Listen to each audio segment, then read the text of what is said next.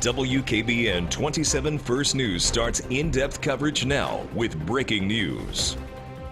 Well, good evening. I'm Stan Boney. We begin this night with breaking news out of the Warren area where a policeman was shot at earlier this evening. The shooting and the search for the suspect was centered on the southeast side of Warren near the intersection of Pine Avenue and Burton Street and an apartment complex off of DeForest Road in the Niles Howland area.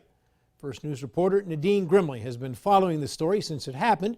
She is live in that area right now with what she knows about what's going on. Well, Stan, I'm live here on Pine Avenue, just north of DeForest Road in Howland Township, where you can see behind me it is still a very active scene. There's a lot of moving parts to this investigation, so we're going to tell you what we know at this hour. Now, Howland Police Chief Nick Roberts says a Warren police officer was heading home from work when he came across what he thought was a disabled vehicle. I'm told I'm going to step out of the way so you can see behind me the car with its hazard lights on is the vehicle that the officer was driving. Warren Chief Eric Merkel says shots were fired and the other vehicle took off. The off-duty police officer was taken to the hospital to get checked out, but has since been released. There were conflicting reports about whether or not the officer was hit, but at this point, Chief Roberts from Howland Township says it appears he wasn't.